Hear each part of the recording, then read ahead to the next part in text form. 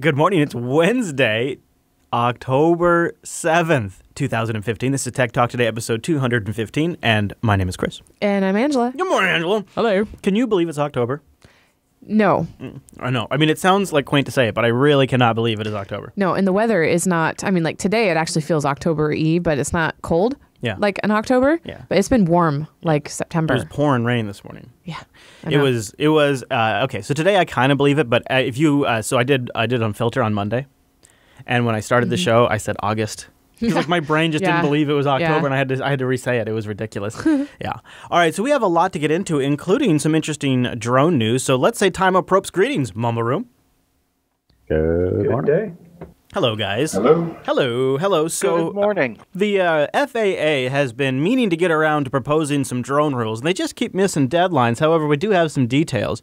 They're proposing a $1.9 million fine for unauthorized drone use. The U.S. Federal Aviation Administration has been under pressure to regulate the nascent drone industry. It's obvious, though, that they lack a clear idea of how to proceed. But they sure are trying, you guys. Today they announced a proposal to fine Skyplan International a whopping $1.9 million for allegedly conducting 65 unauthorized commercial drone flights over Chicago and New York City. The flights occurred over a period of almost 3 months. And for the purpose of, beautiful photos. I mean, they were totes great photos, guys. And 43 of the flights impinged upon highly restricted airspace. And the FAA says none of them were without risk. They bluntly allege that Skyplan operated the aircraft in a careless and reckless manner as to endanger lives and get totally sick pictures. Skyplan now has 30 days to respond. So imagine this, a $1.9 million fine for flying in the wrong airspace. I actually think this is maybe not all that unfair if you are actually risking lives. Yeah. And it's better than going to jail. Wow. That's Right? an interesting concept. Yeah, it's. I mean, I don't know, Mumble Room. What do you think? I mean, I am a little afraid that drones are going to get regulated into the ground. At the same time, it seems like they need some kind of regulation because, well, if somebody's getting pictures of my nude butt, I want money for it. Yeah, believe it or not, I'd give the FAA some credit for being as hands-off to this point as they have been, because technically drones fall under like RC planes right now, under 400 feet, non-commercial use only, and they really haven't been going after a lot of people. Maybe they should be. Well, in my estimation, I think they just haven't been getting their crap together. I don't think it's because they're actually giving a wide berth. I think it's actually fumbling around that's actually leading to the delay. For better or for worse, it's allowing an industry to grow quickly and kind of establish its own rules. I think I'd like to see some more self-regulation from drones here, but it seems like there is an easy technology way to fix this. If you're controlling these things from a smart device, and if anything at any point in the chain is GPS aware, it'd be pretty easy to have geofences around restricted air flight. Definitely. Yeah. But you know what's interesting about that? And this is so funny. The other day, somebody was talking about the dog invisible fences. Yeah, yeah. Like, it is great. It keeps your dog in your yard. It doesn't keep other dogs out of your yard. That's true. I didn't think of that. Right? So even if a geo fence was put up, or I'm sorry, is that what you called it? A GPS fence? A geofence. Geofence. Okay. I guess whatever drones are in the area would have to have that software whatever. If it doesn't have that software, then... And it might be nothing more than just a warning. It could just be nothing more than a warning to the user. Oh, you know what? Looks familiar is right. The solution is pants. That's true. That is true. Now, do they differentiate between something that's being actively remote controlled versus something that is somewhat autonomous? They didn't in this article here, but that's a good question. So these were being controlled by camera operators in this case. So they were going and getting, like I said, sick footage. I mean, it was probably, let's be honest, it was probably pretty dope footage flying around New York and Chicago. That's a dream. That would get some hyperlapse going on that. That'd be crazy. Now, Count Zero mentions that a lot of the high-end drones, like the DJI Phantom, already have GPS fencing software installed by default. I was wondering about that, so thank you.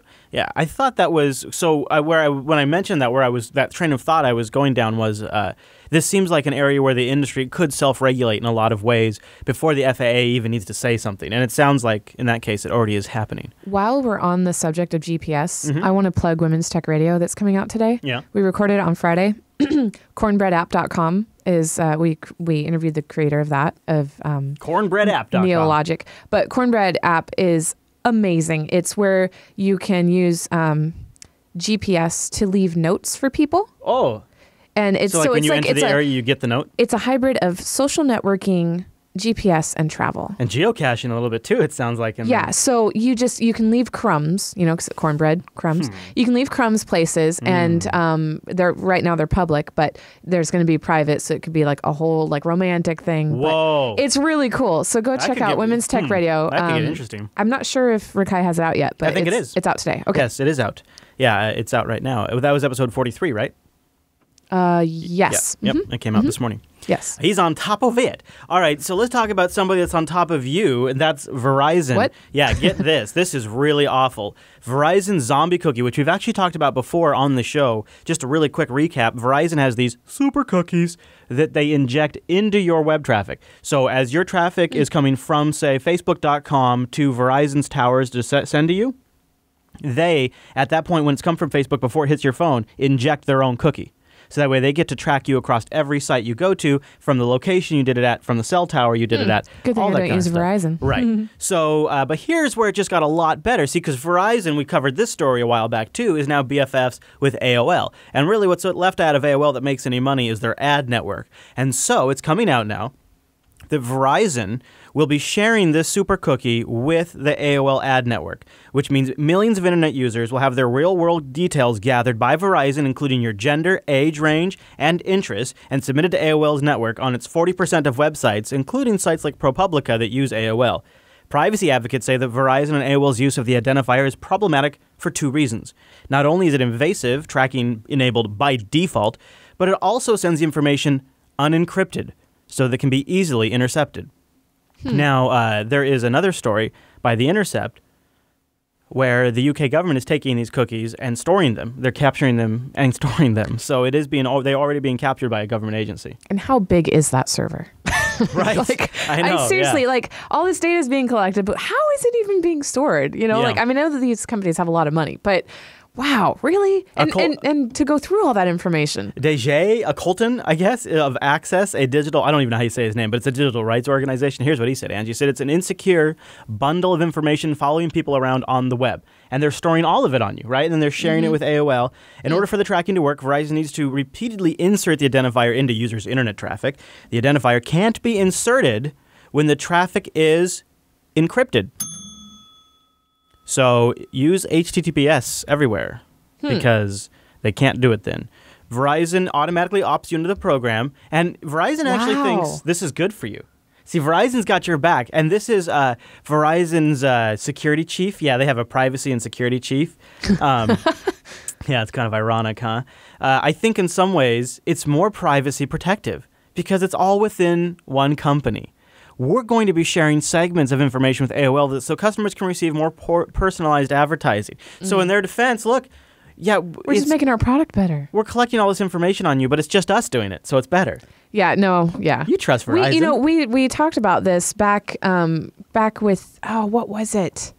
It was something about, marketing to women. That one dating thing where it was just women. I can't remember exactly. You talking about Ashley Madison? No. No, it was longer ago than that. Oh, okay. Yeah. Where the ads were targeting women. Yeah. And I don't know. I can't make the connection right now, but yeah. The thing that sort of I walk away from this thinking is, to me, in some ways, I think what the cards that Verizon are actually showing here is that your user data is way more valuable than you think it is. Yeah. What you do, how you do it, and what you're into is what Facebook is built off of, and it's what Verizon wants to become built off of. They're less interested in the long run in making money off of your monthly phone bill than they are of making money off of learning about you and selling it to somebody. So here's a question that a typical user might have. Is using HTTPS the same as using a private window? On your phone? No, the private window also, after you're done, destroys all the history and the cookies that are associated with that session. So can you use private window in lieu of HTTPS is what I'm wondering? No. Okay. HTTPS means the actual traffic between you and the server is encrypted. Okay. Private window just means after you close that tab, there will be no trace of what you did on that phone. But it doesn't mean that the things you sent over the internet were encrypted. Okay. So this, I don't know if anyone in the Mumble Room has anything they want to chime in on the Verizon story, but Google might have a response to it. All right, let's move to Google. Google announced AMP today, and this might in some ways sort of make Verizon's style of tracking harder, but I'll get to that. So Google wants everybody to get on board with AMP, and so they're making it open source. And they say, after discussions with publishers and technology companies around the world, we're announcing a new open source initiative called Accelerated Mobile Pages, AMP, which aims to dramatically improve the performance of the mobile web. We want web pages with rich content like video, animations, and graphics to work alongside smart ads and to load instantaneously. We also want the same code to work across multiple platforms and devices so that content can appear everywhere in an instant, no matter what type of phone, tablet, or mobile device you're using. This project relies on HTML, AMP HTML, a new open framework built entirely out of existing web technologies, which allows websites to build lightweight web pages. And they have an animation example here. They say, over time, we anticipate that other Google products, such as Google News, will also integrate AMP HTML pages. And today we're announcing that nearly 30 publishers from around the web are taking part too, including Twitter, Pinterest, WordPress, which will make it easy for publishers using WordPress to publish an AMP version, Chartbeat, Parse.ly, Adobe Analytics, and LinkedIn are among the first groups of technology partners planning to integrate AMP into HTML pages. So it is a bunch of standards smashed together, and I'll get to actually that in a second, but one of the things that it makes sure that it includes is a bullet point for advertising. Ads help fund free services and content on the web, Google's blog writes. With accelerated mobile pages, we want to support a comprehensive range of ad formats, ad networks, and ad technologies. Any sites using AMP HTML will retain their choice of ad network, as well as any formats that don't detract from the user experience. It's also a core goal of the project to support subscriptions and paywalls. We'll work with publishers in the industry to help define parameters and experience that still provides the speed we're striving for with AMP.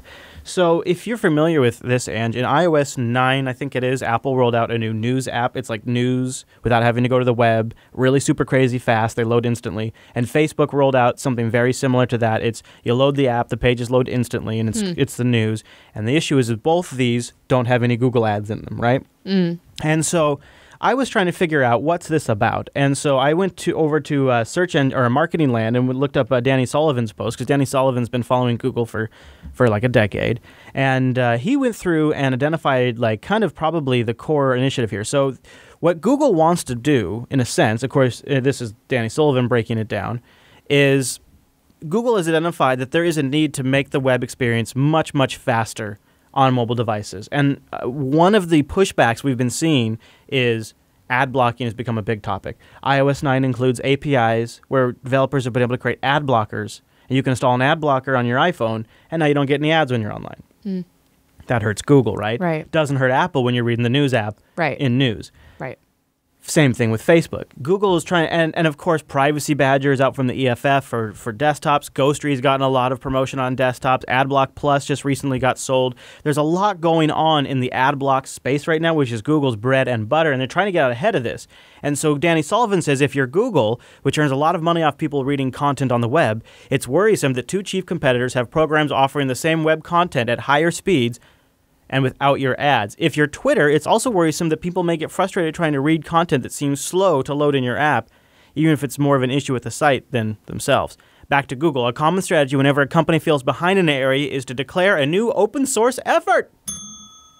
Open social, open handsets, and now a push for an open standard to accelerate the web, to bring some of what Facebook and Apple are trying to do to all websites and make it an open standard, and of course one that supports advertising from Google. So that's AMP. That's interesting. I think it actually might take off, though, because it does make things look a little snappier and nicer. And this kind of dovetails into a big problem with mobile ads is who's really making money off of mobile ads are the carriers. Not because they're making money from the ad views, but because they're making... Exactly. They're making money off the data, big money, too, off the data. If you take a look at some of these numbers, it's obvious that the data costs are nuts. So... all the numbers are in the show notes. You guys can break through them. But the New York Times is got a bunch of data that this piece on Medium has in here also, all kind of breaking down how the carriers are making a ton of money off ad block. And by people starting to block ads on mobiles, they're going to go down. Their revenues are going to go down. Right. Well, you know what I do is I go into the app and I eliminate cellular data usage on certain apps, like my collage apps. You know, if I'm not, well, I don't want to see the ads anyway, but I don't want to be out making a collage in public, not on Wi-Fi, and pay for data for that ad to load when I don't need to. And I don't even know if you can do that under Android. But yeah, under iOS, you can go into the settings, system-wide settings, and you can individually just disable which apps can use your cellular data, which is a really nice way, like for your podcast app, if you only want to download podcasts on Wi-Fi. Yeah, that's right. another, or, you know, a streaming app like that. You know, the thing is, which I have learned, is that sometimes any scrap of data you can get is worth it. And during the road trip, I looked into satellite internet. And satellite internet is ridiculous. It is unbelievable. If you have a house, it becomes reasonable. If you have a mobile setup, it ranges anywhere from $995 for a setup to $19,000 for a decent one that gets decent transfer with limits. So when I saw this story that Facebook is planning to beam free internet to Africa, wait a second, with satellites, weren't they making a drone to do that? Yeah. Like, okay, so they're on to the next thing. That didn't work. And nice. Yeah, that's right. Well, actually, it's a French satellite company that's actually doing it, and Facebook's just going to team up with them. The satellite will launch next year, and service will start in the second half of 2016. It will reach 14 countries, West, East, and South Africa. Wow. Yeah. Facebook will use the satellites to bring free internet access to rural areas. Boy, wouldn't that be nice? Yeah, well, and we're also going to open some more hospitals, right, for cancer care? Jeez. Right? Well, I mean, you can get more doctors connected. Africa's cancer rate has tripled since Facebook has beamed internet too. No, I know. It's just, yeah. Also, in this same vein, and this one actually I'm very excited about, your buddy Elon Musk is preparing to launch 4,000 low-orbit satellites. At least that's what he's asking from the Federal Communications Commission, for permission to launch 4,000 satellites in low Earth orbit, eventually to blanket much of the globe with wireless internet connectivity. And one of his plans is to do low orbit so that way the latency is slightly less than traditional internet, which is a huge problem with satellite internet, as I researched and discovered. Sometimes the millisecond, the response time. So right now here in JB1 Studio, we're pinging Google's DNS server, and I'm getting a 9 millisecond response time. On satellite, that would be 1,000 millisecond response time, potentially. It makes Skype communications completely unusable, all that kind of stuff, because there's too much delay. So Elon Musk wants to try to use his SpaceX organization to combat that. Now, his plan is to have it going in about 5 years from now. Low orbiting, though, just sounds like a lot of satellites are going to be breaking through and falling to the earth, you know, like, but I'm sure it's not. But I'll say this, though, if he can pull it off, the market is ripe for picking. Some of these satellite internet companies, like when you go to their websites, it is like going back to a website made with front page in 1997. It's real rough. It's real bad. And these companies they're nice companies, they're nice people, but they are so far behind in technology. It's ironic that they operate out of space, but their consumer-facing stuff is so outdated and so overpriced and so expensive that this market, if somebody like Elon Musk with SpaceX could come in and even just offer a $500 setup with a $200 a month unlimited plan or something like that, it would be so far and above beyond what the competition does, it would have to be successul. Do they have geofences for those? Because like it seems like 4,000 they'd bump into each other. Yeah, I think they probably do. I think they probably haven't figured out. I would be like, it was like, how do you'd have to have like after traffic 20 days, lanes. We have 3,000. It's more about left. like what happens when China or India wants to launch a rocket. Are they going to make sure they avoid the little boxes what? Like trajectory mapping and planning. Yeah. Talk about space junk. But these would be smaller microsatellites too. So that's another way they would do it. Is they'd probably launch one huge satellite or a few huge satellites and then deploy a bunch of microsatellites. Kind of crazy. I'd check it out though. I would definitely check it out. I want to give a mention to our Patreon page over at patreon.com/today. No, it's not just for this here show. Oh, no. It's for the whole dang network. And we could use your support because we have some big ambitions moving forward at patreon.com/today. And when you sign up, you get access to all of the exclusive Patreon content that now is actually a pretty good catalog of stuff in there. And there's even some Swag Club levels, correct, Ange? Yes. And those Swag Club members sometimes get little trinkets and digdags and doodads and knickknacks and whatever you call them, swag items, really, sent out. Yep. Do you have anything to say there? No? No. Well, no. not in particular. Okay. I just got some swag out, but that's all I was going to expect you to say. It's like we just sent some out a little bit ago. That's all you had to say. Okay. I wasn't trying to put you on the line for the next thing. Yeah. I was just trying because a lot of people don't know if you're not a Patreon, you might not know that swag. Well, some of the patrons don't know. Yeah, so it's like, hey, just so you know, if you're a swag level member, you just got some swag. It's in the mail. So. Just be sure, if you are a swag level member, just be sure to double check your address because at least 12 people had incorrect addresses. People be moving and stuff. In bar. Yes. Yeah. Patreon.com/today if you want to update your info. And also, thank you to everybody who's supporting us. We need your support because we want to grow even bigger, and we'd love to do it with audience funding instead of commercial funding as much as possible so we can keep the balance, stay flexible, and stay a little weird. So techtalktoday.reddit.com is where you go to submit stories, end of show clips, or a new background. It's becoming a new season. Perhaps it's time for a new background. I'd like it to be Washington themed, though. But if you found one, or if you have one on your own personal collection, upload it maybe to Imager and then submit it to techtalktoday.reddit.com. Stories also very welcome there. And join us live over at jblive.tv, jupiterbroadcasting.com/calendar for the live times. I'm thinking next week I might try Tuesday and Thursday to see if that frees me up for other shows, but you have to check the calendar to see exactly where I'm going to dial that in. You might try what? I'm considering not doing Tech Talk on Wednesdays and Thursdays to give me more time to work on other things. Oh.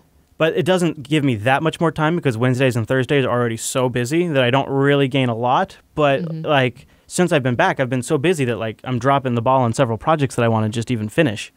And so I'm trying to get a little time back in the schedule. I'm going to experiment with Tuesdays and Fridays because the other reason is I find the news to be mostly meh most of the week. It's like 1 or 2 days out of the whole week the news is really even worth having a show to talk about. And so if that's the case, I'd rather just take the really good news stories and cover them on those 2 show days and just have 2 really great shows. So I'm going to try that probably next week, but you can find out more at jupiterbroadcasting.com/calendar. All right, now I was talking about high-speed internet from space. There's a company called Exceed, and I don't actually even know if they're in business anymore, but they were known for having some of the best satellite internet commercials. A lot of fun. I tried to find one that would work best for the audio audience as well, and I'm not saying I see a little myself in this commercial. I'm just saying it struck a little close to home. Terrestrial intelligence. Of course, all the good info's on the internet, and we live all the way out here. I thought we were going to be stuck with slow internet service forever. And then one night, he came. That little alien gave us extraterrestrial high-speed internet. It's called Exceed. I just knew it. You do have a better choice for internet. Exceed. Super fast internet from space.